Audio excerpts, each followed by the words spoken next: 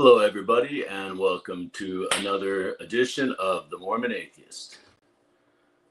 Today, I would like to hang on 1 second. Give me 2 seconds.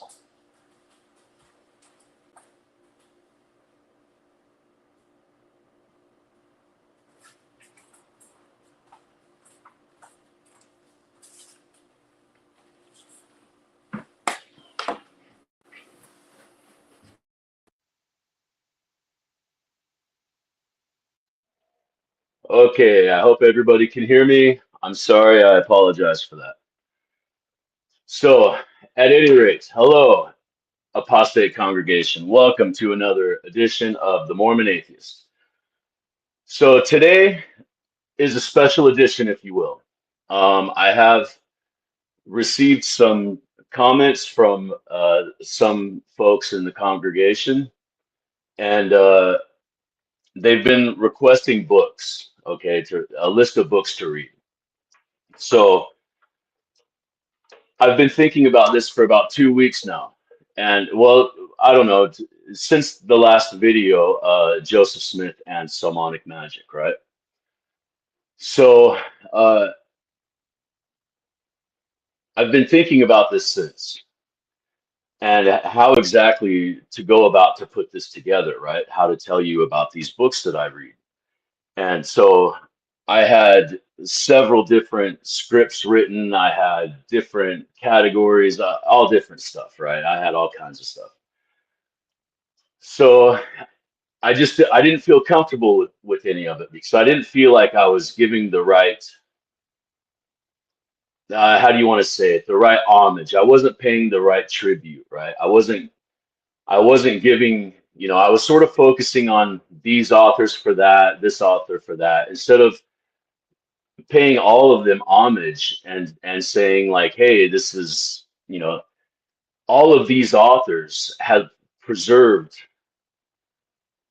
what me and you call anti-Mormon history, right?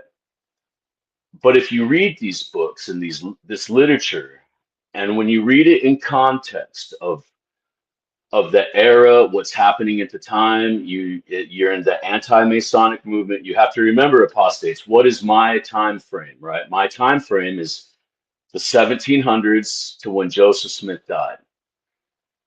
So I read books in that time frame. Okay, so is how I'm going to. So I asked the Muse, how do I go about to do this presentation, right? Because there's so much to it, and there's so many different levels of how I got here, right, to where I'm at. I mean, I'm 48 years old, and I got bit by the gadfly when I was 7, apostate. So that means for 41 years, I've been on this quest, right, this path. Okay, I was born and raised in the Mormon Church. Okay, my family's LDS. They are all still to this day LDS. I have a nephew on a mission. I have, I go to the baptisms, the blessings, the, things like that, So like, I want to be very clear to you, apostates, and I want to stress, this is not a hate channel. Okay, this is not anti-Mormon. This is not anything like that. Is what this channel is looking for is the truth. Okay, we all got burned in some way, shape, or form by this church, right? So the path that I have led throughout my life has led me to these books, right? I have to be completely transparent with you. So when that TV show Ancient Aliens came out, okay, I was a Kool-Aid drinker. I drank the Kool-Aid. You got to remember, this is in 2000 whatever, right? This TV show, this brand new TV show talking about all this weird stuff, right? That I already kind of thought, but I didn't know how to like put it all together. And like, this show was speaking to me. I was like, oh my God, look at this, right? I used to binge watch every single episode. Then on Fridays, they have the series on the History Channel all day long, right? I used to watch it all day. I used to like, binge watch every single episode, every series. The last one that I binge watched was series 18. That was the last one. And I've watched it one time since, because in that TV show, they talk about books. They talk about a lot of books. And I started to read those books, right? So through that, right, they talk about Herodotus and Diodorus, and I read Herodotus and Diodorus. Now, those books, okay, I want you to understand, right? They're not a surviving set, all this kind of stuff. They're, you know, you can do your own research on Herodotus and Diodorus, right? But I highly recommend you reading those books. I highly recommend it, right? You'll find out that we don't know anything. We know nothing. We don't know anything. That's what those books taught me, is we don't know anything. It taught me to question, right? And so some events happened, right? And so like within my family. So I was already reading these books from ancient aliens, okay? And I read the book of Enoch, right? And so I want you to understand, apostates, when I present these books to you, the way that I'm going to present them to you today is in a chronological order fashion. The reason why is because you can see the history change. You can literally witness the history in front of your own eyes changing when you read these books in a chronological order fashion, right? That's really important. And so that's how I'm going to present these books to you today, right? So I read Herodotus, okay? I read every creation story you can possibly think of, right? Everything, everything. I'm a nerd. This episode is for you nerds. For if you're a nerd, you're gonna dig this episode. So where was I? So I read the Book of Enoch. Okay, because of ancient aliens, I read Herodotus, Diodorus, and they just blew my mind away. They just absolutely blew my mind away, because as I'm reading these books, I'm saying to myself, I know these stories, but they're not what I've been told throughout my life, right? So that made me dive down this ancient Greek path, right? Okay, well, in the meantime, some stuff in my family happened, right? And you know, you got to remember, my family's LDS, right? And so I was, you know, and I am an apostate. I don't believe in Mormonism at all, right? But I respect it. Okay, I respect it. I do not understand how people can believe in it, but that's you. That's on you.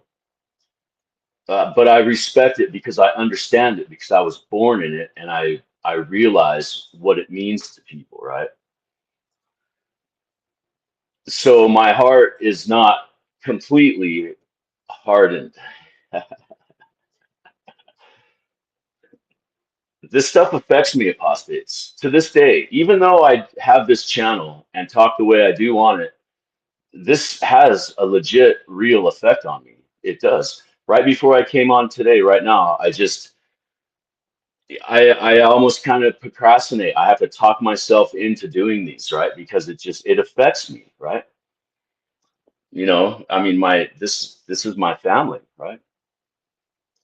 And so back to Enoch, I read Enoch, and you know, this is when I was like, I know these stories, right? So then some stuff happened, and I was already in the process of reading the Bible, okay? Because the stories were so incredibly similar in the Book of Enoch, right? And you remember, I'm going down this ancient Greek path, right? So there's all this different stuff, like arguments of who was first, you know, there's all these different arguments, right? So this is how my mind is working, right? Like I'm already in this mindset to begin with, and then I come across these things, right? So then, and then, you know, just pure coincidence. I was already reading the Bible. Some stuff happened in my family and it really pissed me off, like emotionally pissed me off, right? And I was like, you know what, you effing bastards, man. Like, why do you even believe in this thing? Why do you even believe in this? What does it even mean, right? So directly after got done with the Bible, I read the Book of Mormon, right? And after I read the Book of Mormon, I read the Quran, and that's pretty much where I stopped at. So yeah, I still, as far as reading the material, I still very much get into the ancient Greek stuff and all that kind of stuff. Like that's my real nerd. That's my true nerd, right? Is that stuff. So going back to the books, right? The my journey, right?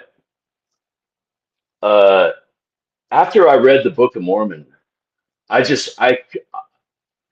you have to remember I grew up with this book. Okay, uh, I know the Book of Mormon. Okay, but I've never read the Book of Mormon. I've never actually truly sat down, page one, and read the Book of Mormon. I've never done that before. And when I did, I was astonished. I was absolutely astonished of what is in that book, right?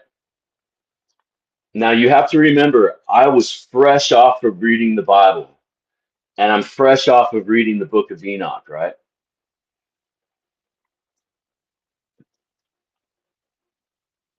So that began my what the fuck moment.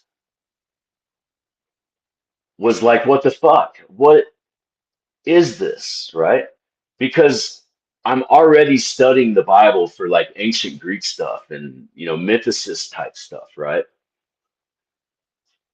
And then you read the Book of Mormon and you're like, dude, this is like the Book of Mormon is local politics,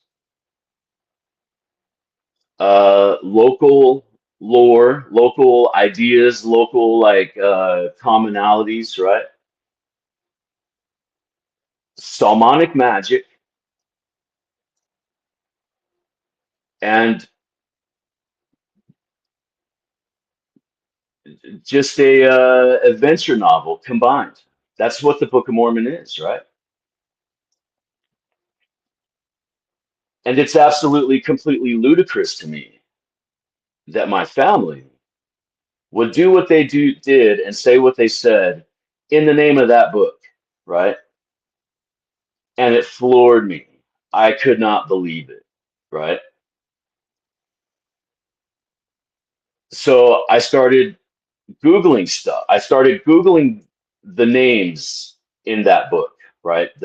Kish, the cities, right? The names, right? For some reason, I became very obsessed with the names, right? Okay, you have to understand, apostates. Before this happened, never, never, never in my life did I give two F's about Mormonism, ever. I'm done with it. My family's in it. I tolerate it. I got to put up with it because it's in my family. Like this is how I was before this, right? And then once I read about the Book of Mormon, everything changed. My whole, like, I started putting this all together, and like it was like this giant cloud of just swirledness is going on in my head of like, and then you add in Herodotus and Diodorus and like, all this stuff is going through my brain, right? And I'm just like, what the fuck? I'm overwhelmed. I'm so overwhelmed, and I don't like. So at the time, right? There was a lot of stuff going on about Joseph Smith and his necromancy, right? So I was kind of interested in this, right? And so I'm watching this thing, right? And they show the Joseph Smith Jupiter talisman, and they're like, oh, and apostates, you got to remember, this is only like 3 years ago, This is literally like 3 years ago, okay?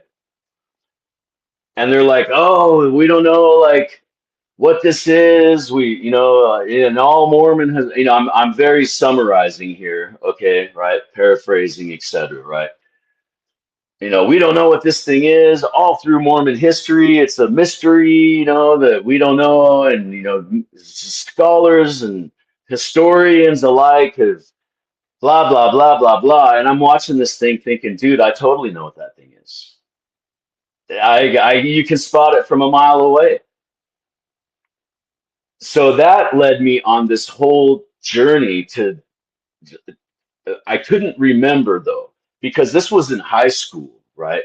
In high school, I used to dabble in like a lot of folk magic, right? Because that's what dabbling in magic is folk magic. Okay. So like I was in this, I would dabble in Wicca, and like I had some friends that were into like this weird ceremonial stuff that I thought was just totally bizarre, right?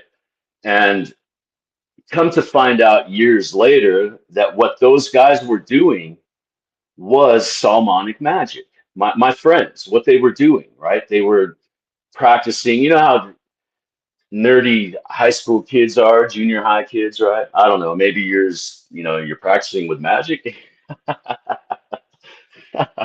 What kind of parents did you have? I had Mormon parents, okay? Oh, shit.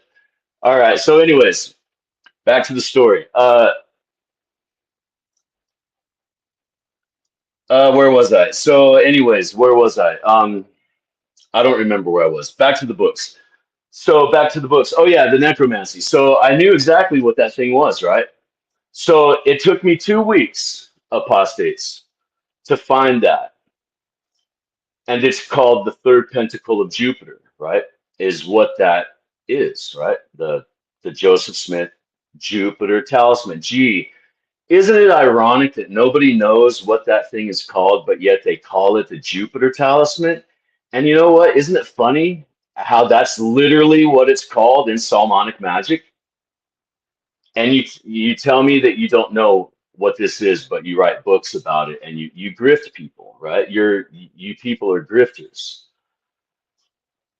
So, anyways, so I found it, right? It's Salmonic magic, and this will bring me to my first book, Apostates. Let me reach into my little thing here. We're gonna start out with the bang. All you TBMs that are watching right now are gonna and click off. But hey, before you click off, like and subscribe to the channel, okay? It really helps the algorithms, because this channel will never be monetized, because we're not grifters and we got nothing to sell you. So, and I have a way to make money, so I don't need your money. All right, so the first books I'm going to show you tonight is The Greater and Lesser Keys of Solomon and Apostates. This is your Salmonic magic link right here. If you read these old books that I'm going to get to, and you go to every Joseph Smith story ever written about magic, or anything that talks about him, literally anything, okay? All of it comes from these books. It's all in these books. His circles, his necromancy, look here, just in case you're wondering, right? Which I know you are, apostates. You say, how do you make a claim like that, the Joseph Smith Jupiter talisman? Here, it's right here. You see that, apostates? One thing you can do is go online, get a picture of the Joseph Smith Jupiter talisman. The original church official released picture is all grainy, and it's got the front and the back, and it's black and white, and take that and enter it into Chat GBT and just simply ask, what is this? What is it? Okay. And it'll tell you. Okay, so these are not my opinions, Apostate, on this channel. There is no opinion on this channel. We have no room for opinion. Our opinion comes from this literature, okay? Because you got to remember where like my background, right? I'm I'm going through all this Greek stuff, all this Bible stuff, and it's like a race to the source. Who was first? Who was original? Who said it first? Where did this come from? Da da da da da. And and these are the, so it's all about source, source, source, source. Okay, so is what I figured out, right? And I 100% stumbled on this, Apostle. This is nothing that like I are like this. What I'm going to get into is nothing I already knew. There's tons and tons of literature on all of it, but it's all done in a faithful way to distract you, to lead you in the faithful path, right? This is anti-Mormon literature. This is this, this is that. These people don't know what they're talking about because it was 40 years later, the mind slips. These are the apologetic arguments, right? So I go right to the source and I start out 1830. Give me, you can actually go to chat GBT and do this. So the thing with chat GBT is I'm old school, apostates. I personally just came across, I just discovered, I got the nerve, let's say, okay? Like that is legit. I got the nerve to actually try chat GBT like 2 weeks ago, okay? I and it's phenomenal, dude, what that thing does, right? And mine is just the free version. It's just the free version, right? But I have noticed things, right? Since I started using it, I asked it who Solomon Southwick was, which will bring me to my next book, Apostates. Let me find it. Hold on. I don't know what I did with it. What did I do with it? Here it is. Solomon Southwick. Okay, so the name of this book is A Solemn Warning Against Freemasonry, addressed to the young men of the United States, 1827. Okay, this book came out in 1827. So how I discovered this book, right? Okay, now apostates, I want you to understand, I'm not like saying like I discovered Solomon Southwick. No, me personally, on a personal level, I personally discovered who Solomon Southwick was. I never heard of him. I did not know who he was. I had no idea, right? I've never even heard the name before, right? Okay, so through these channels of finding that Joseph Smith Jupiter talisman, I'm I'm kind of led in the Freemasonry direction, right? Okay, so understand, apostates. I've already read a lot of this stuff, right? So I've read the Testaments of Solomon, right? I understand. That's the important thing with the Testament of Solomon, apostates, is you not only do you have to read it, but you have to understand what they're trying to say, right? What do those things mean, right? Who is Hiram Abief, right? How does Hiram Abief relate to Freemasonry, apostates? So there's these correlations that you have to make when you read these books, right? Okay, so for me, it was like a personal journey, right? And it just kept leading into rabbit hole after rabbit hole after rabbit hole, right?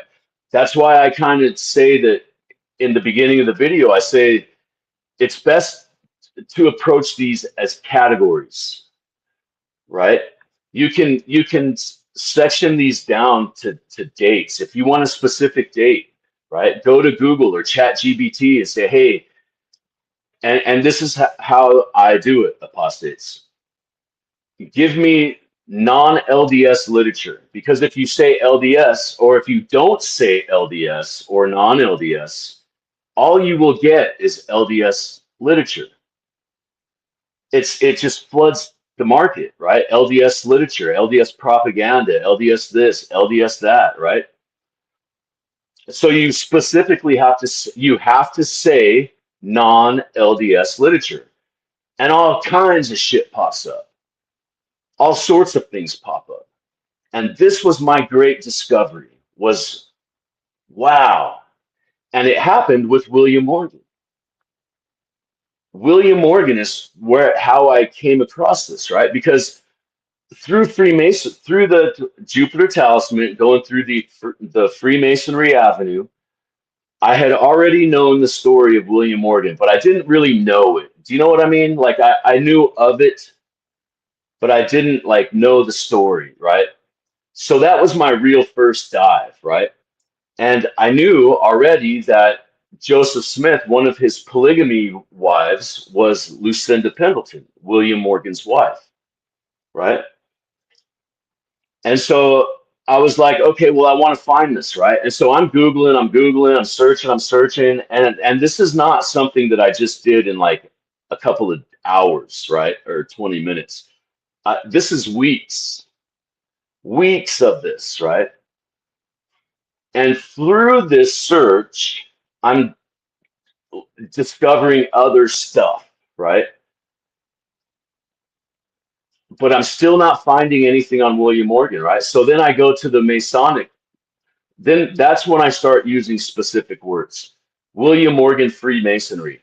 And a whole nother set of search things come up, results. And they're all Masonic. And so I thought to myself, wow, that's weird. Like, how come if I just type in William Morgan by himself, everything LDS pops up? Like everything was LDS. Everything that's on the guy was LDS.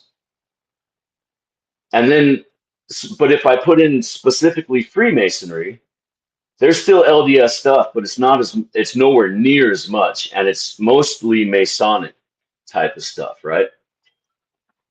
And they tell you the same underlying story, but they're kind of different. They're different stories, right?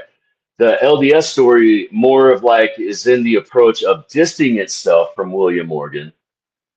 And William Morgan is like, the Masons are like, yeah, this guy was a clown, right? But the LDS is like a distancing, right? So then through time, I'm like, well, okay, I've never read William Morgan's book, so I don't really know illustrations of masonry, right?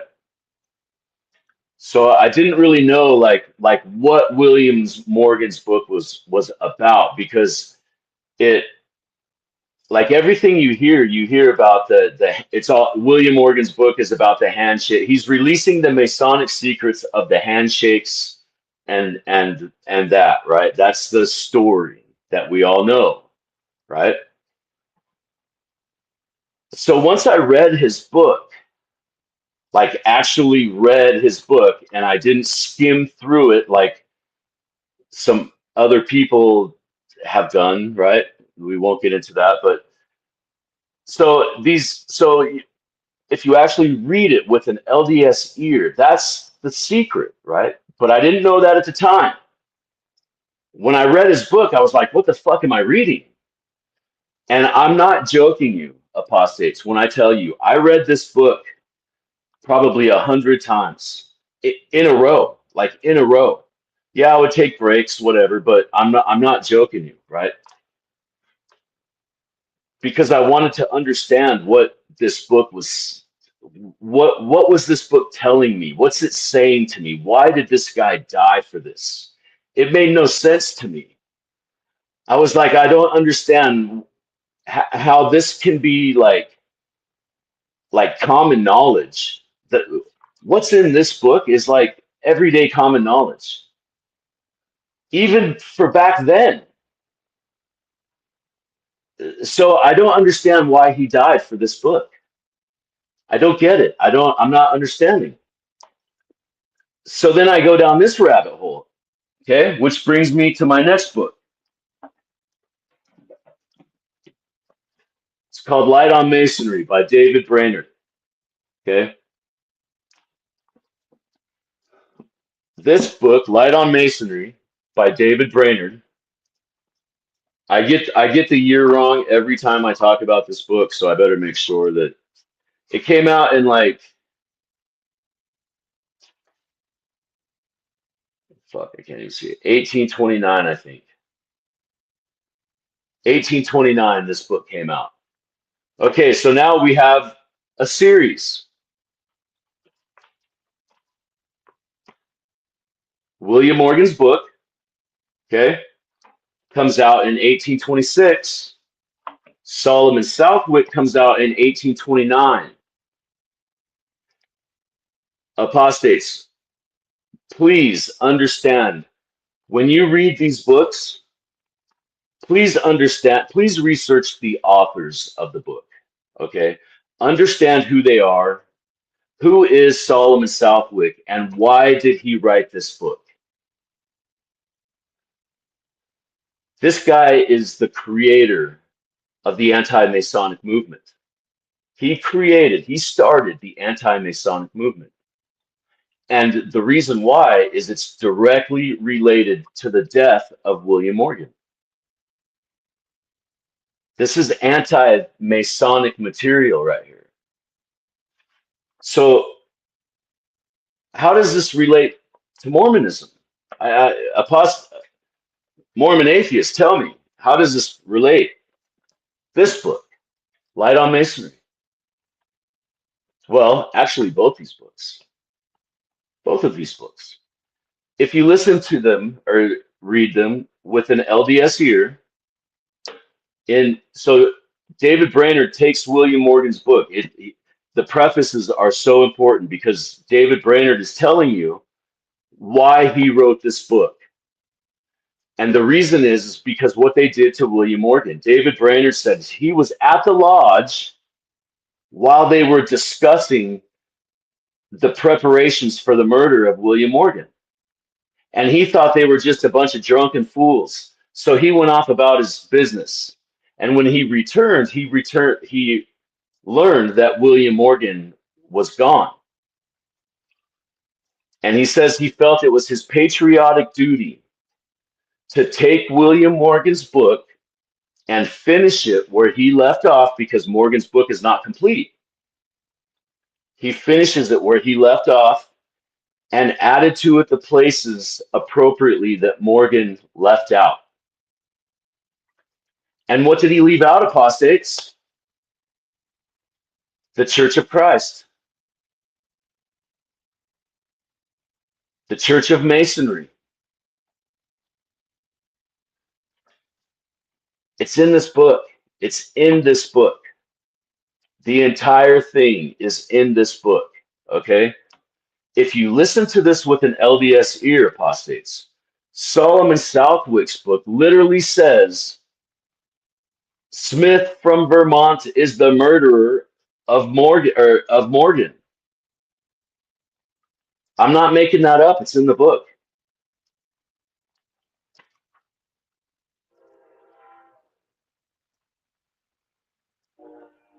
So I do an entire video on this book. What's the name of the book?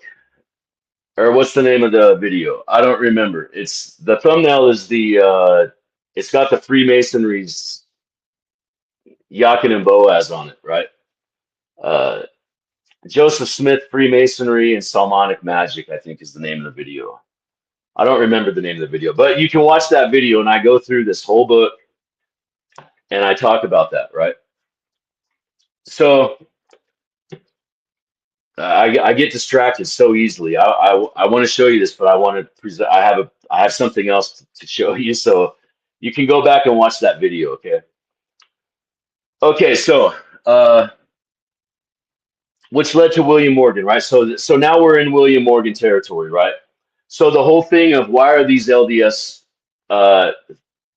searches coming up on William Morgan? So I went to go buy a book of William Morgan.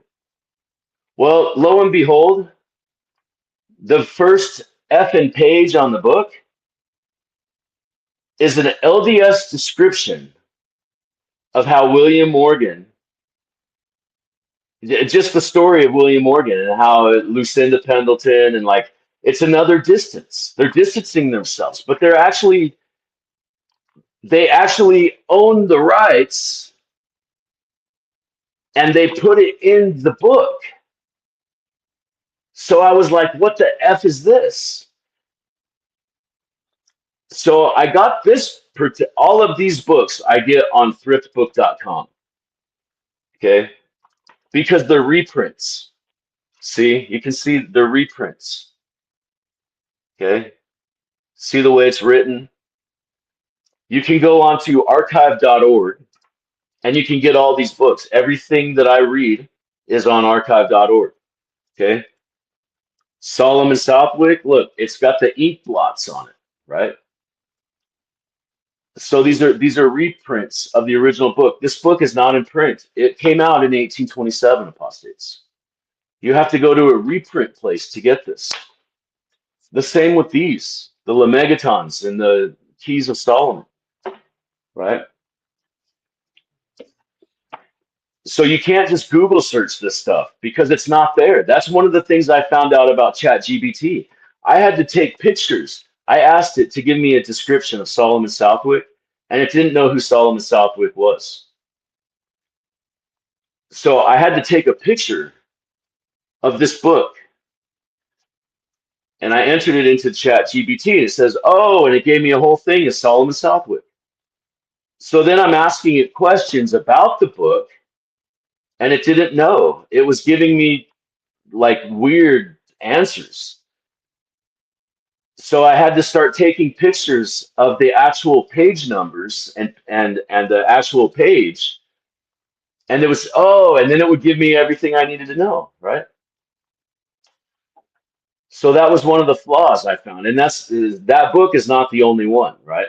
So when you're doing your research, all you nerds out there, thank you for liking and subscribing to the channel, all of you nerds, all of you Mormon history nerds. This stuff is fascinating. I am so fascinated by this. But this is my personal journey on how I got to this channel, okay? And so, because I got comments from some of you that were asking, like, hey, give me books. Hey, tell me your story. Hey, what is it? Hey, where'd you come from? Hey, blah, blah, blah. Like, you know, so I figured the best way to do it, because I spoke to the Muse, she just said, wing it.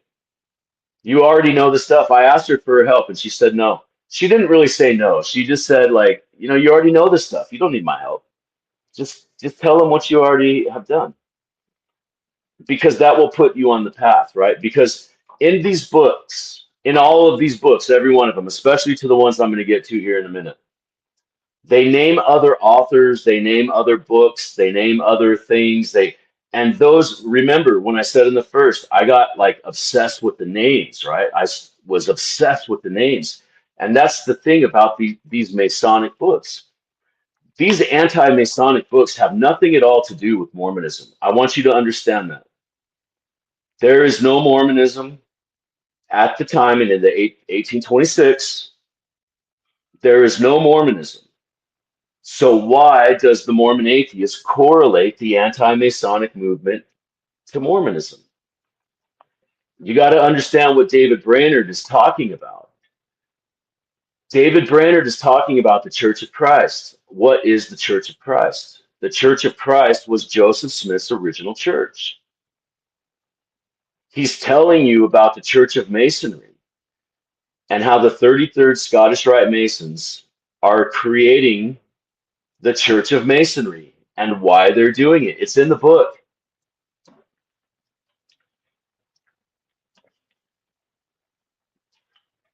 You got to correlate what happens with the Church of Christ. How does that become so Masonic, right? How does the LDS movement, right, since its inception, you know, everybody knows of the Masonic elements to Mormonism, right? So how does the Church of Masonry that William Morgan died for, releasing the secrets that David Brainerd's telling you about, okay, that pissed off Solomon Southwick, that created the entire anti-Masonic movement. This isn't like, you know, you gotta like, in this book, there's literally names like T.F. Talbot, W.W. Phelps, David Wells, Smith from Vermont. The list goes on. Parley Pratt, Orson Pratt. Those names are in this book. Do you understand? Those names are in this book that have something to do with the disappearance and death of William Morgan, right? And my point here is all of these names, all of these people, okay? You could say, yeah, but it's in this time. Yeah. Okay. When you're putting this into context, the Mormon story and the Masonic elements to Mormonism, right? All of the Masonic stories to Joseph Smith, all of this kind of stuff, right? The Church of Christ, Freemasonry, all this stuff, you put it all together. I mean, it's literally telling you, listen to these names with an LDS ear, listen to these books. You're going to find so much LDS stuff in these books. The endowment ceremonies, the literally everything in Mormonism is in these books. Please understand that, okay? So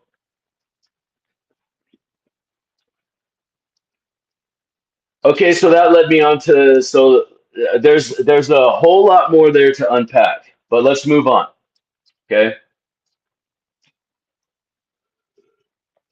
I'm sorry, apostates. I gotta drink my coffee, my mason jar of coffee. Okay, so apostates. This led me to another book, which I was extremely interested in, right? And this book kind of set me off on the Mormon history path. Okay. So this book is called History of Utah.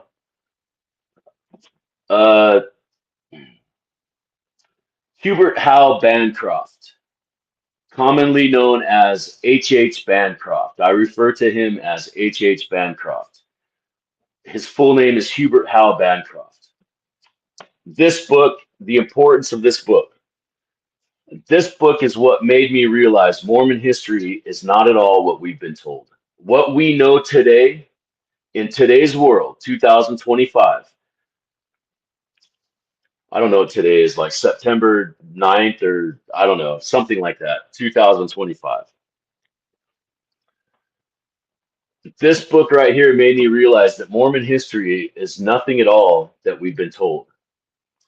Because the way that he writes this book, again, who exactly Hubert Howe Bancroft is. He has many, many books, and they're all written in encyclopedia style way, right? And so what do I mean by that?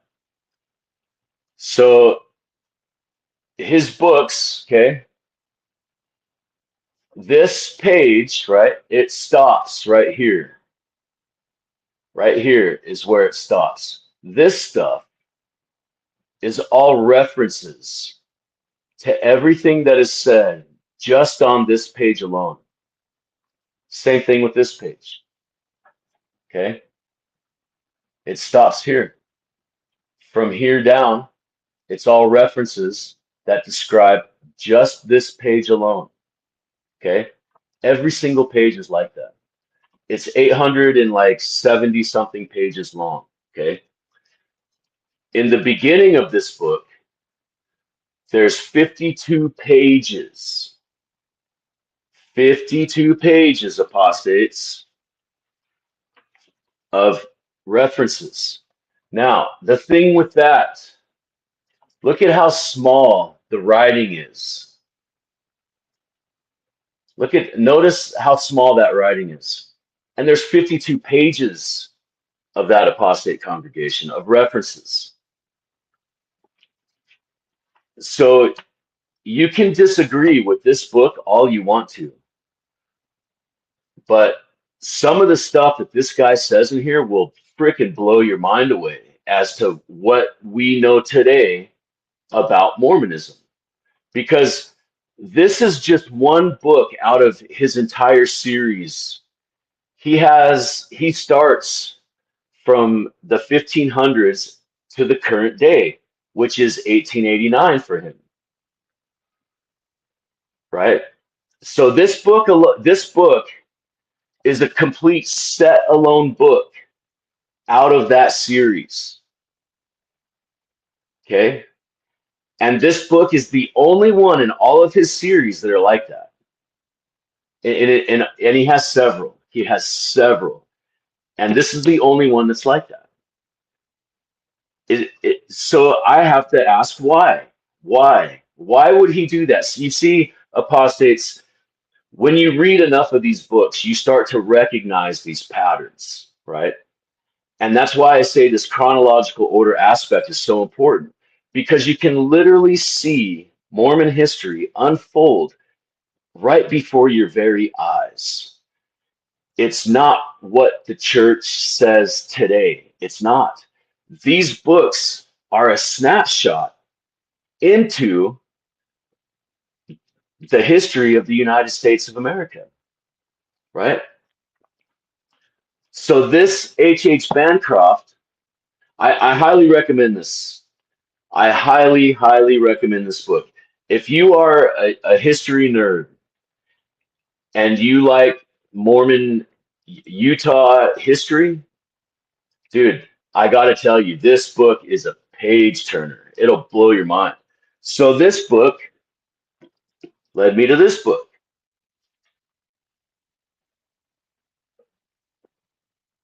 And right now, Apostate Congregation, you're asking yourself, Mormon Atheist, what the hell is that?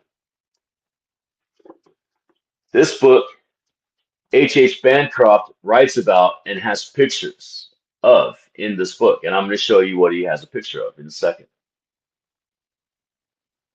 In 1889, he writes about this book. Okay. Is what this book is this is the Book of Mormon, Apostate Congregation. These letters right here is what you call the Deseret alphabet. Now, okay, I've got a separate story to tell here, but you can Google, ChatGPT, whatever, the Deseret alphabet, and it will give you the whole history of where it came. It's 1857, I believe. Orson Pratt. Uh, I don't remember off the top of my head, but anyways, they started it at the University of Deseret, which is today known as the University of Utah. And so this is where they created this book at. You can Google that and you can search it and you can look it up. It's fascinating. So anyways, Hubert Howe has a picture in his book. So I started Googling this picture and was like, what the F is this? Well, Hubert Howe tells you all about it. He has a picture. And this is the picture that's in the Book of Mormon. This is the Book of Mormon written in the Deseret alphabet. He has this in it. I don't know how well you can see that, apostates, but that's the decipher page. Okay. That tells you how to, that's the translation page. Okay. So the entire Book of Mormon is written in this language, the Deseret alphabet. Okay. So that's how H.H. Bancroft led me to that book. Well, so he also led me to another book that I personally find extremely important, especially if you're into the polygamy stuff. If you're into polygamy, this is one that you want to get right here. So the name of this book is called New America. Okay, H.H. Bancroft led me to this book called New America, and the author of this book is named William Hepworth Dixon. Hepworth, William Hepworth Dixon. Okay, I refer to him a lot as just William Dixon. Okay, it actually says it on the name, the bottom down here, William Hepworth Dixon. Okay, this book came out in 1867. Okay, so again, you have to understand who these authors are, why are they writing these books, what's their purpose, what's their point, are they a critic, are they in favor, are they, what are they, who are they, right? So the story of William Hepworth Dixon is, he is what you call a a traveling historian is what they refer to him as, right? A traveling writer, right? So in the old days, in the 1800s, there's what you call traveling writers, and is what these people would do is they would just go around and write stuff about, they would go and they would observe, right? So William Dixon, he went to Utah and he lived there for a year, right? And so he's giving you direct quotes from Brigham Young in 1867, apostates. You have to remember, these are the Mormon stories that are being told at the time of the published date of these books. These stories are so incredibly different than what we're told today. But here's the cool thing that happens, though, is these writers start calling out the Mormon machine. They start calling it out. And they start reciting older authors that were like, well, in 1840, this guy said that. So if you're curious, you can look up that guy in 1840 and you can read his book. Now, you have to understand, there's a lot of, like, these are not just, there's articles, there's books, there's pamphlets, there's leaflets, there's booklets, there's all these different names. There's archival notes, there's archival newspapers, there's, and you kind of have to be specific when you're talking about this stuff, because you'll find newspaper archives. You can Google newspaper archives and you can pull up all kinds of stuff, all sorts of stuff. And it's not what we're being told today. The Mormon story, the Mormon LDS, the LDS literature, the LDS historians in today's world, they got you in the back alley, apostates. They're grifting you. They're selling you books. See, is what happens is, so is what happens is a historian will come out with something, right? And we'll use the Solomonic magic as a complete modern day classic example, right? The word folk magic, that word is never used in LDS anything, nothing. And you can chat GBT this. You can chat GBT this. That word is never used before like 1987 to describe Joseph's magical practices. Okay? Somebody wrote a book about it. I'll leave it up to you to decide who that is. You all know who it is, so it's not going to be hard for you to find that out. So this guy writes a book about it, and he mentions it in that article. It's an article. He wrote an article, and he mentions it in that article. Later, he writes a book, and now that word evolves. Okay? Then somebody else comes in, and they write their book, and they really evolve it. They evolve that word. Now, us as LDS people, it's now in our brains, folk magic. Joseph Smith practiced folk magic. And then somebody comes along and just blows it up, takes it off the charts, makes it popular. Everybody, he's selling books left and right. Everybody's you figured out the weird stuff. Okay. And so you see how this disgrace of history happens over time, right? It's not folk magic. It was never referred to as folk. Even in the LDS's own historical records, it's never referred to as folk magic. Only until the 80s, it becomes folk magic. They sanitize it. They water it down. They They soften it, right? Well, that's what Mormon history does, is because these people, these authors, are telling you the Mormon story. And then the LDS machine takes all the critical stuff and takes all the good stuff and molds it into their machine, and either like, now it becomes part of their story, which is what happened to folk magic. Now it's official church history. Folk magic is literally official church history now.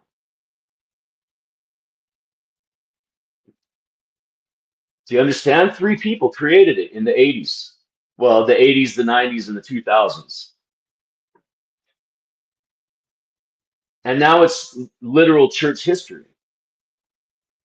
And you can actually track that. Okay? That's what's happening here. Polygamists, or I'm sorry, I didn't mean to say that. Polygamy folks, people that are polygamy deniers, or polygamy. If you're a polygamy, I don't know, what do you call a guy that believes in a polygamy yeser? Polygamy yeser. If you're a polygamy yeser or a polygamy denier, you're gonna like this book. I talk about this book and the polygamy in one of my videos called Polygamy and Joseph Smith New Evidence. Okay. I talk about this book in that video. But the thing that I don't say in that video is, how many of you apostates have ever heard of the story about how Joseph or Brigham Young backdated uh, um, the Revelation 132? How many of you ever heard that story? Right? Apostate Congregation, have you ever been curious as to where that story originated from, where it came from? Right?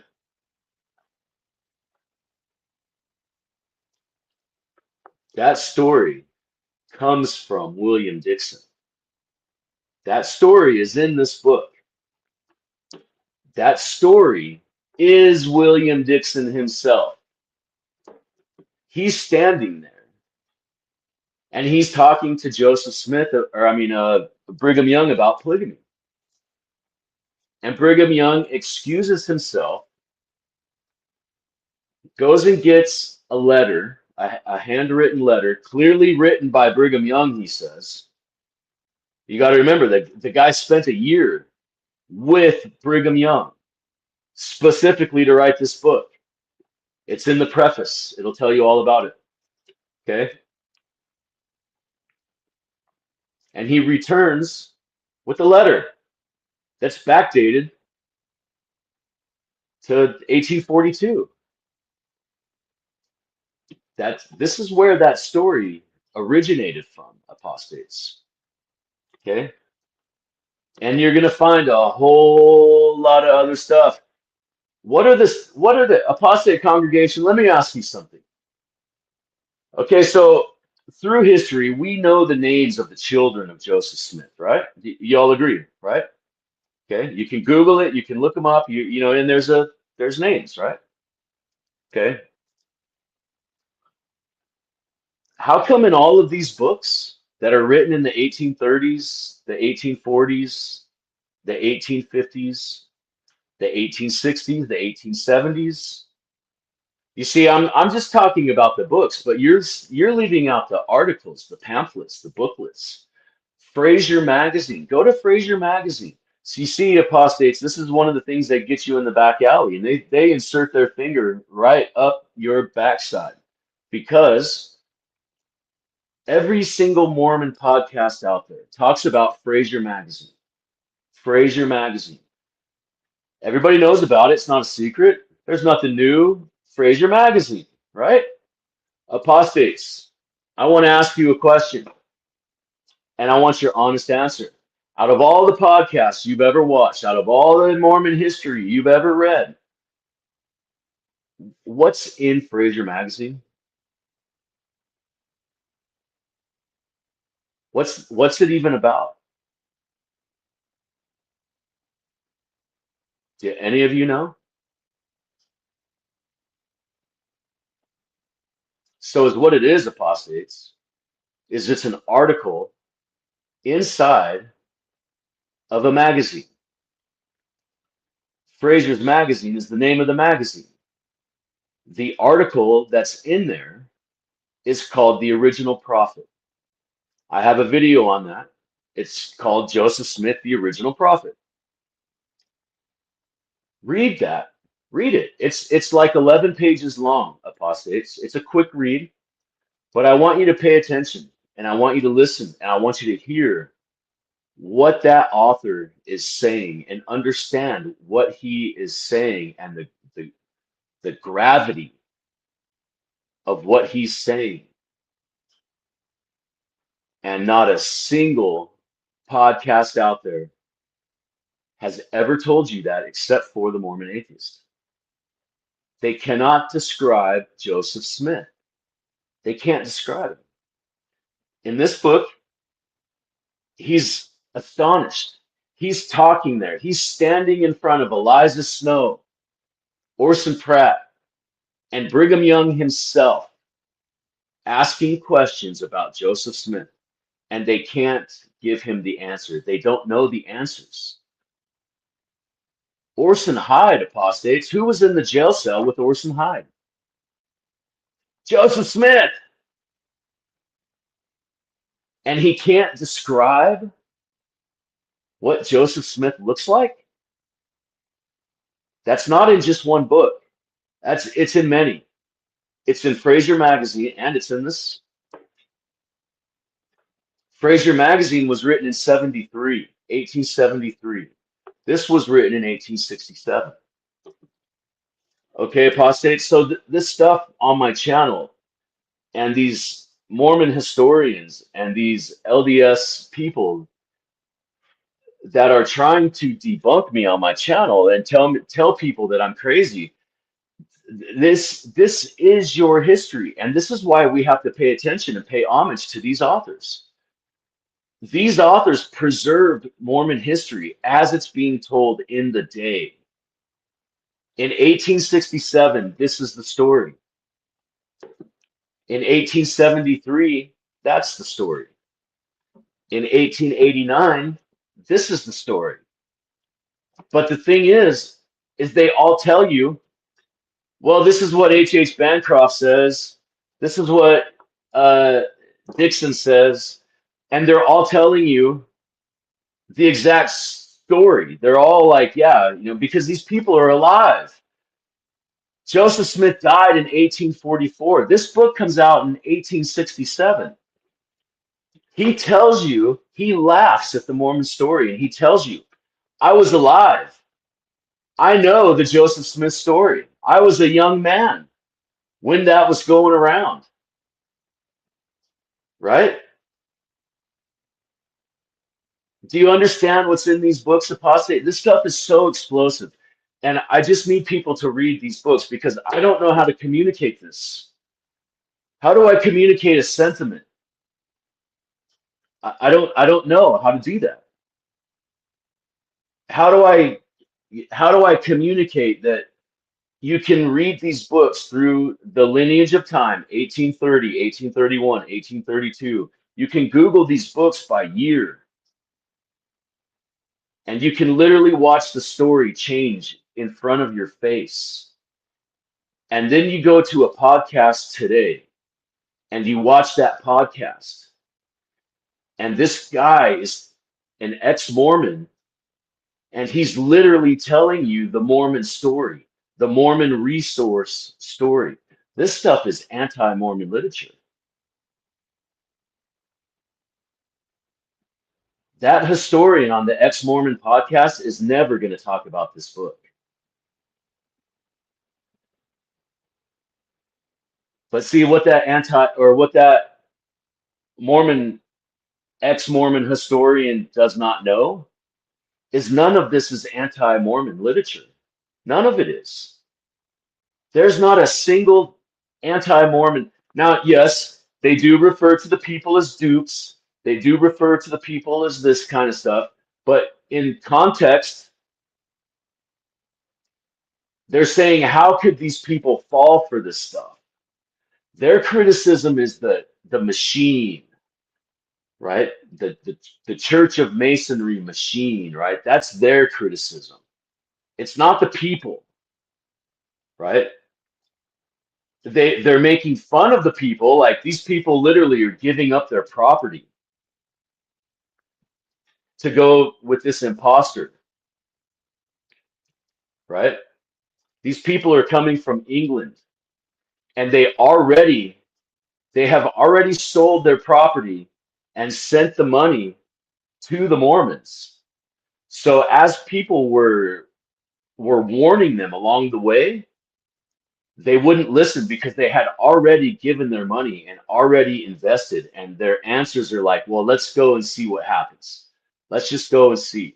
And then they go and they get sucked into this communistic machine, the Order of Enoch, right? Look that up. You have to go to Encyclopedia Britannica though to see that, because the Mormons propaganda machine has totally changed that entire story right there. The Order of Enoch got changed to Brigham Young started this, and like we don't even know what the order. Joseph Smith didn't even know about Enoch, right? But it's literally called the Order of Enoch, right? Okay, so uh you got to go down these rabbit holes, apostates. This is not stuff that I just like started a YouTube channel and was like, hey, I'm gonna go talk shit on Mormonism. Well, you have to understand, I am a Mormon. I am a Mormon. I was born and raised in this cult. But the thing with me that's different is I am so far removed, like mentally, from this thing called Mormonism that it's just kind of comical to me, to be honest with you. But I have to read these books because the Muse is bringing me here, and I'm on a hunt for William Morgan. William Morgan is what led me here, right? All right, so let's move on. So through my own personal journeys, right? Once again, the going back to the events that happened to me when I was that caused me to start reading the Book of Mormon, right? Okay, so some events took place, and I was like, you know what? I got to get the F out of here. So I moved. So when I moved, I had no destination. I had no time frame. I was free. I'm a free person. My kids are grown and out of the house. They're on their own, doing well. I got no bills. I got no, I'm a free person. So I made a road trip and I went to Missouri. Okay. I went to Richmond. I went to the uh shit, what's it called? Hans Mills. I went to um I went to the temple, the Missouri temple. I forget what it's called right offhand. Uh, I went to that temple, Far West. I went to Far West Temple. I went to Oliver Cowdery's grave. Okay, I do videos on all of these while I was there, right? But since I did, since I was there and I did the one on Oliver Cowdery, I'm literally standing in the graveyard that Oliver Cowdery is supposedly buried in. Okay, and there's only like 40 graves. It's in the middle of a town, right? And it's on like this hit like little mound in a park. Okay, and in this grave, so I walked the whole grave site before I even did the video, right? I actually spent a lot of time there because there was a lot of like all the gravestones there all have the Masonic uh compass and ruler, right? On the headstones.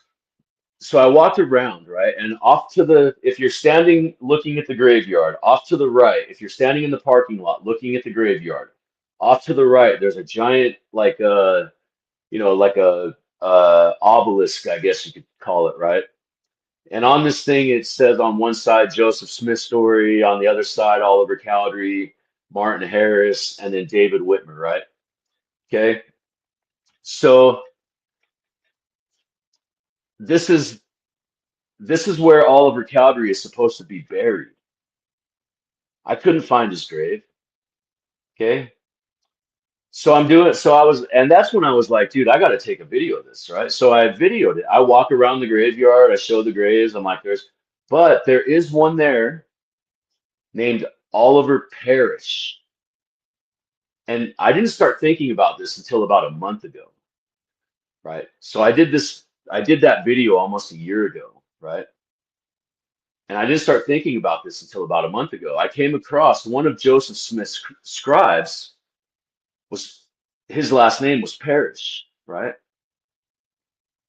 And I was like, whoa, wait a minute. Is that gravestone Oliver? Is this guy Oliver Cowdery?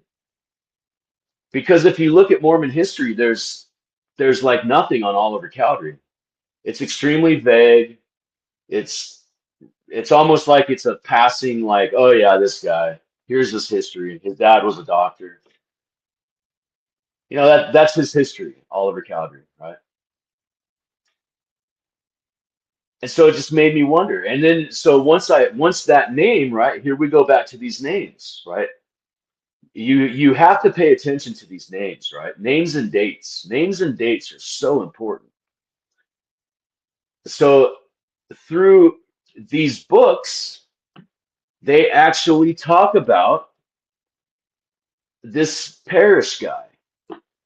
But I did not realize that until about a month ago. I was looking for some other stuff and I was like, what the fuck? There's his name. And lo and behold, it's in an anti-Masonic book. So again, you have these correlations, right? These names in these anti-Masonic books, all those names are people that have something to do with the creation, the foundation story of Mormonism. All of them do. T.F. Talbot, W.W. Phelps, Stowell. Uh, the list goes, there's so many names in this book, in these anti-Masonic books. Why, Apostate Congregation? That's what I want to know, is why are these Mormon names, regardless if you wanted Joseph Smith is the murderer, the shock value of that, like just take all that away. Just strictly look at the names. W.W. Phelps, T.F. Talbot. The list goes on. The Stoddards, the Whitneys, the Newell K. Knightley, or however you say that guy's name. All of these names are in these anti-Masonic books.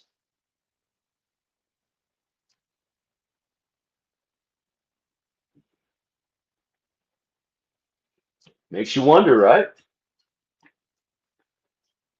So, on my adventures, while I was in Missouri, I went to the Church of Christ.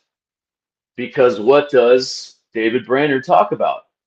He talks about the Church of Christ and how they assimilated the Masons, or I'm sorry, assimilated.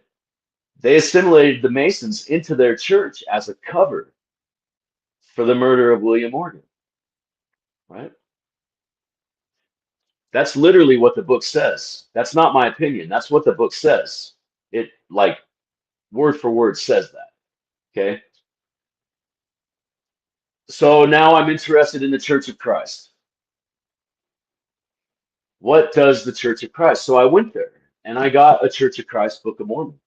And I also got the doctrine, well, it's called the Book of Commandments, the Book of Mormon and the Book of Commandments, which apostates, me and you know this as the Doctrine and Covenants. But you know what's funny about this book? Now, the thing is these books are touted as the very first printer's press edition of the Book of Mormon. So if you go to the Joseph Smith papers, and if you look at that Book of Mormon, the very first edition of the printer's press Book of Mormon, and you look at this version, which one is different? Apostates, which one is not the real version?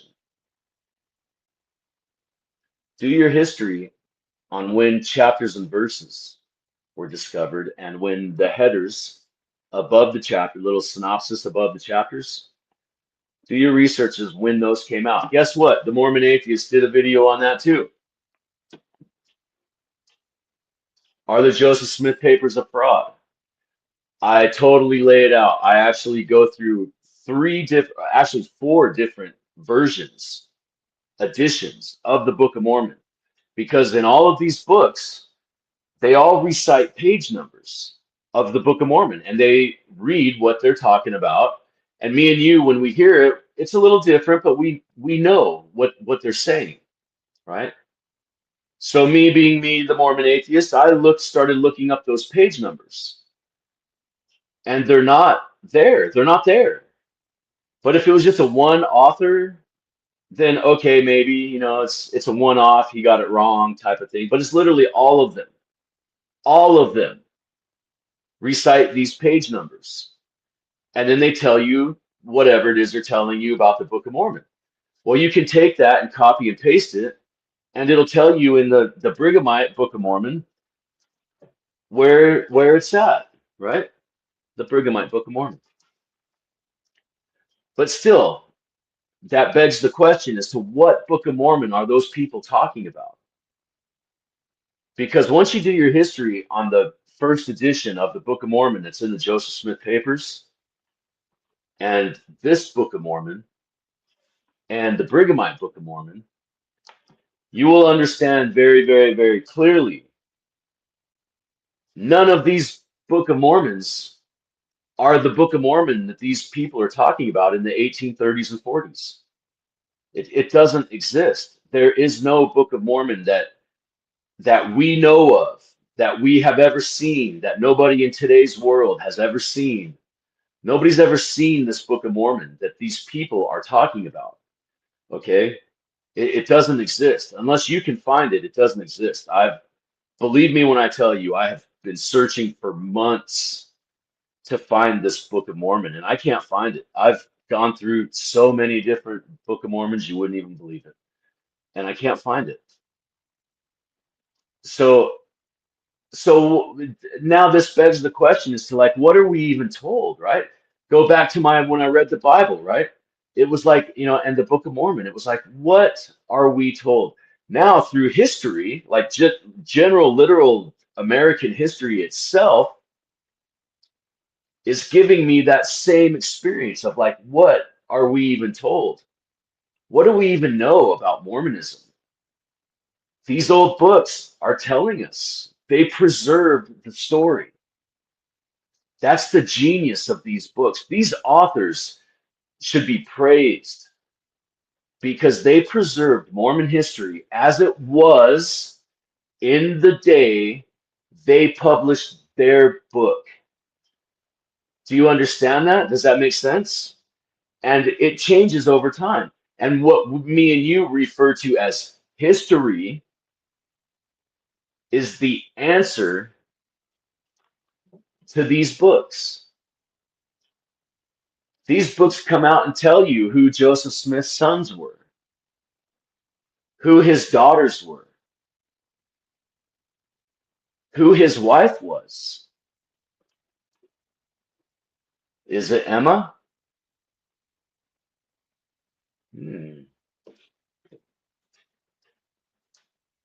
Apostates, once you read this book, William Dixon's New America, and you read the part about Joseph's wife, okay, look up her name, okay. I have a very, very sneaky hunch. This is a theory that I personally have. This is my theory, something that I have been working on. I do not believe, well, let me rephrase that. How do I want to say this? I think the history of Joseph Smith was written by somebody. I don't think the Joseph Smith story is a legit story. And the reason I say that is because of these books, right? There's periods, and you can look this stuff up, where Joseph Smith dies in 1834, he dies in 1842, then he dies again in 1844. But if you read Solomon Southwick's book as to what the history is of people being what he calls Morganized, I don't think I don't think Joseph Smith is one single person. I think there's many, like they everybody calls them an imposter.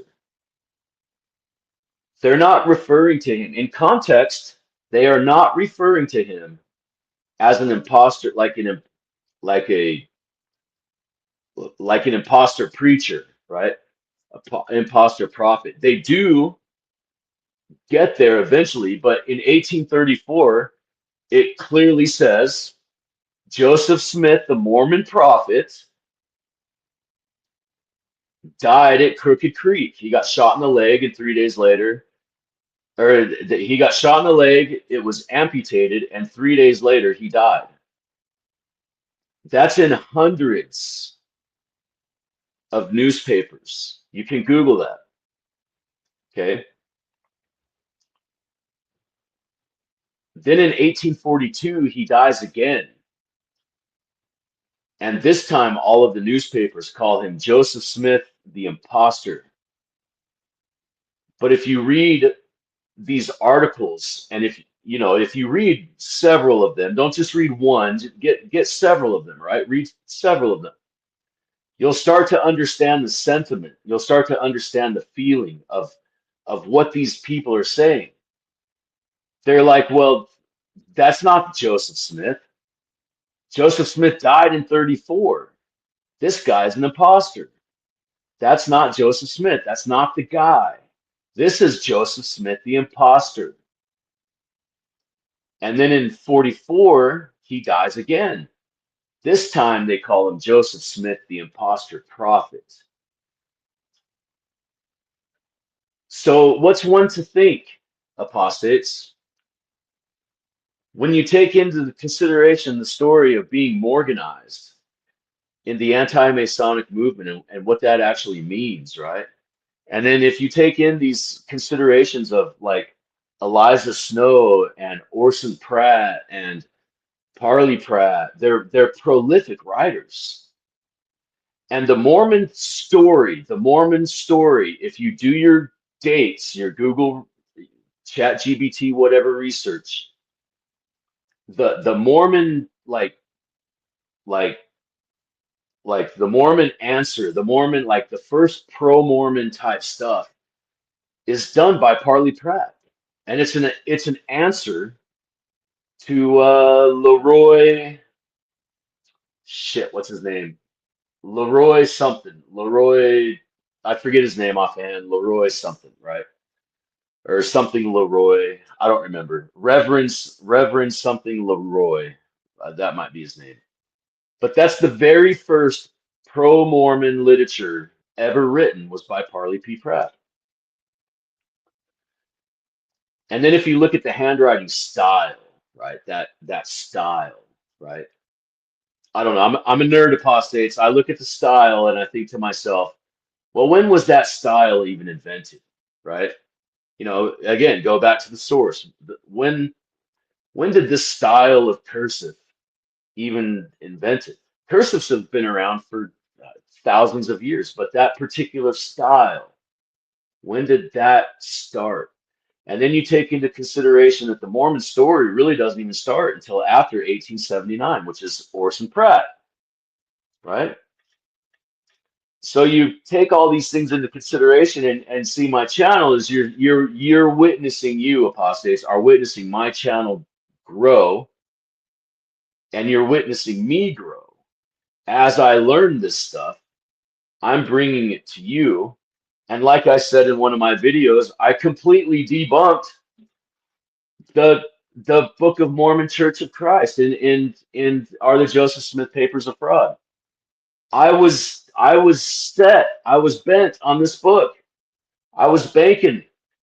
Come to find out that it's not the original book either. So I've done several videos talking about how this is the original Book of Mormon. And come to find out through my personal growth, I realized I was wrong. And I did a video about it. This is not the original printer's press version of the Book of Mormon. It's not. It's just factually, it is not. You can do your own research on it. Neither is the one in the Joseph Smith Papers. You can do your own research on it. Watch that video. Is the Joseph Smith Papers a fraud? Okay, apostates. So that's where you would start. That's a start, right? That's how I started. That's my evolution of how I got here. And these are just some of the books. This is not like anywhere close. I have God, I got so much stuff, man. Because once you read these books, they're going to name other authors. Maybe polygamy is your interest. Maybe the politics, Mormon LDS politics. Why did they get kicked out of Nauvoo? Why did they get kicked out of Illinois, Missouri, Ohio? It was politics. It wasn't persecution. It was politics. They voted in blocks. The people didn't like it, and they kicked them out for it. In a very dumbed down nutshell. Well, what is happening in today's world, apostates? We are literally witnessing Nauvoo all over again. History repeats itself. It's happening again today, right now. They're in our politics. They're everywhere. They're bullying people, cities, towns, temples. Again, what is the Temple of Solomon, right? This all goes back to Masonry and the Testament of Solomon, the Treaty of Solomon. Do you see the circle, apostates? Do you see how this? I don't know. Maybe I'm just talking nonsense. I don't know. But when you read enough of these books, it doesn't matter what order you read them in, it doesn't matter. You are going to find something in Mormon history that interests you in literally every single one of them. My goal is to get you to read these books so you know how much in the back alley you are. You're being prostituted, right? And but the thing is you don't realize it. I did not realize it. I was in the same boat. I didn't realize it. I didn't realize the church was prostituting me. The church is the brothel. Do you understand that? You're paying them to be taken in the back alley and having them insert their finger in your backside. And you enjoy it. That's the trick, is you enjoy it. And you go back for more. Right? So these books are telling you the story. All LDS scholars, all Mormon historians, all. If you look up their PhDs, if you look up their books, what are they writing about? They're writing about the history of Utah. They're writing about William Dixon's New America. So I say, I'm going to bypass all of those people. I'm not interested in faithful Mormon sources. I want to form my own opinion. So I'm going to go right to the source. I don't care what Cheryl Bruno says, or Rob Lowry, or Dan Bogle, or Richard Bushman, or I don't care what any of these people say. I want to go to the source, read the book for myself, and form my own opinion. And since I've been doing this podcast, it makes me realize how important that really is. Because Apostate Congregation, do you understand? Do you have any conception of how much I have not told you about this book? Do you have any idea of what I, in my little, 1 hour presentation here, have not told you about what's in this book or this book? Do you understand? So, do you see how important it is for you to form your own opinion and read this stuff and form your own opinion? Maybe I'm shit that crazy. You're never going to know that unless you read the book. That's why I say debunk me. That's why in every single video I say do it. I egg you on, I challenge you. Do it. Because my entire goal is to get you to read this book. So if you have to debunk me to read this book, then I'm all for it. Absolutely. I'm all for it because everything I say are in these books. Every video, every one of my videos it is about these books. So, Apostate Congregation, that's a little taste of my journey and the Mormon Atheist, right? How I got to become the Mormon Atheist. I went on another podcast called Latter Daily Digest. I didn't even have a podcast. I never even watched YouTube. I thought YouTube was for dorks, right? Okay. And so just randomly one day, I was watching YouTube. I was being a dork. And I was watching this Mormon show. And this guy, I asked a question. This guy replied back to me. And he sent me a message. And I was like, what the fuck is this? It's weird creeper guy. So we hit it off. And I ended up going on his show. I went on his show like 4 times before I even actually had my own show. And so I don't really like those episodes though. I don't like those episodes at all, to be honest with you, because my very first one I ever did was it's so incoherent. I'm trying to say stuff and I know what I'm trying to say and I know what I want to say and I know what I am saying, but I don't know if it's coming across that way, right? And to a Mormon, to an LDS person, to hear that kind of stuff is a complete foreign language. So like, I don't think anybody even understood what I was even saying on there, right? So, and then the other ones kind of fell upon those lines as well.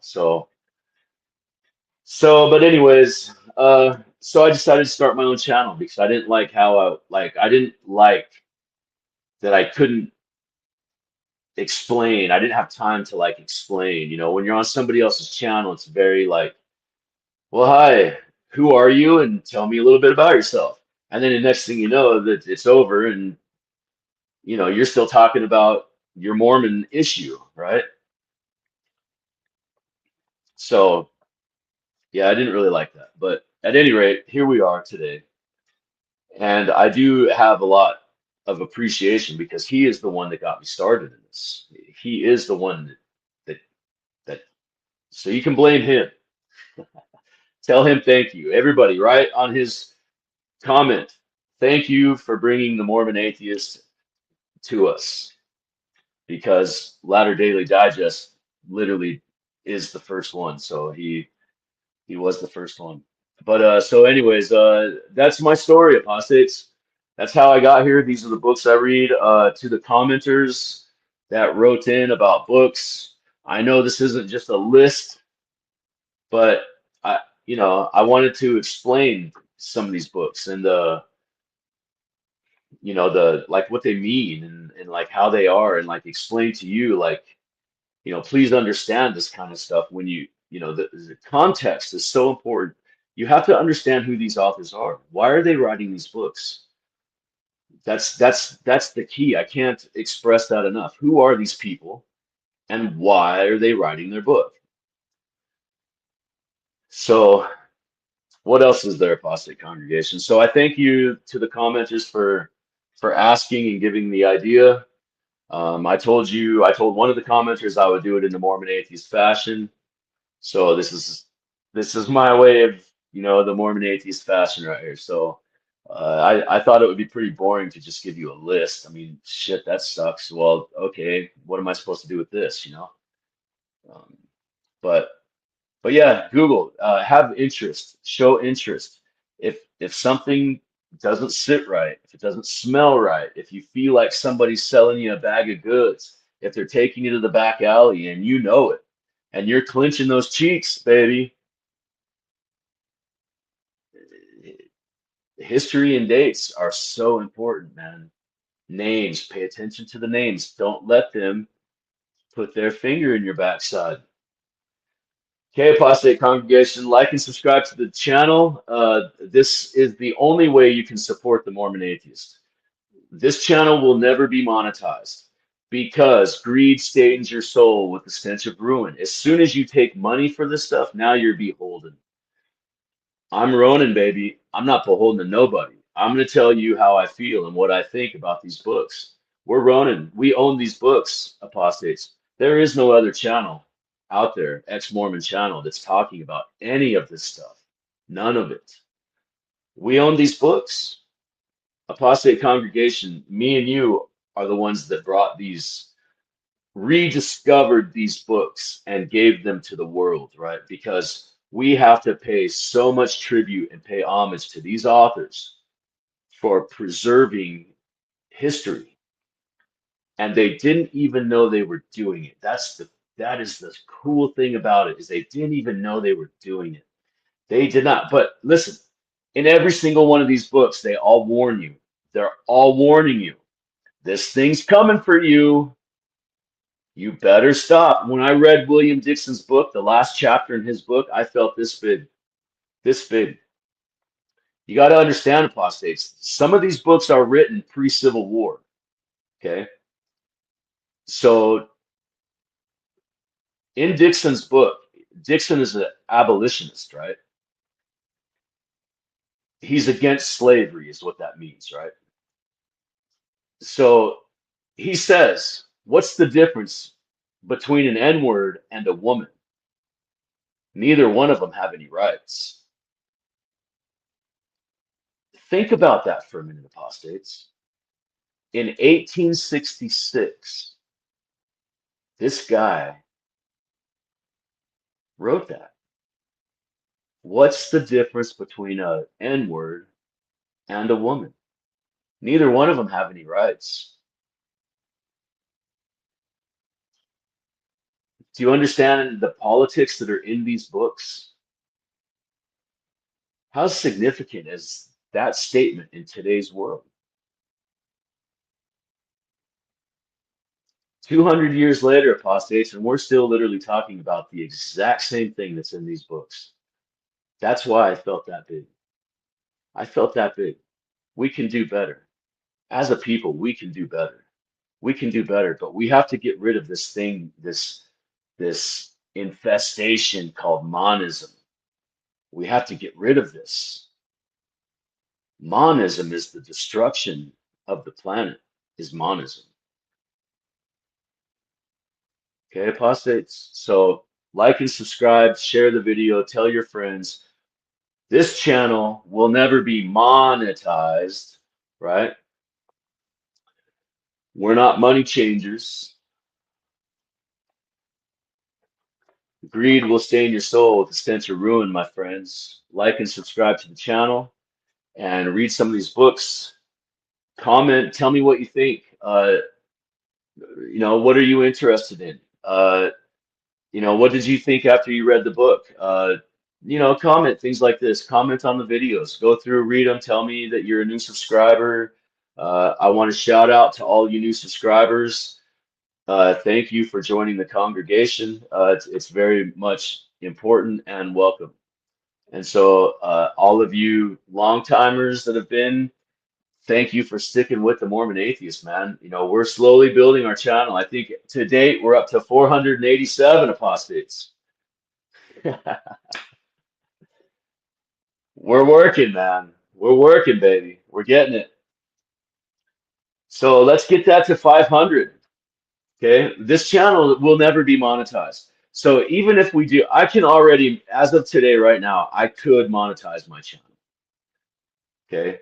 And it's not. It's not. How many commercials did you get today? None, right? So, you know, even when I get 500, I kind of been actually thinking about this. What am I going to do when I get 500 subscribers?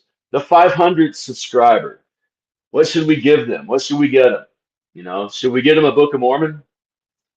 We'll get them a Deseret edition of the Book of Mormon to the 500 subscriber. I'll give you this one. Oh shit, man. Okay, Apostate Congregation, I thank you all for joining us. I thank you for taking the time of your day, the time of your night, whenever it is you watch this video. Please like, subscribe to the channel. Please watch my other videos. I have videos and lives. I have people telling me that they log on to YouTube and they never see the lives. Well, that's all I do are lives. The videos are like a year old. So like all I do are lives. I don't do videos anymore. They're all lives. You'll never get a premiere.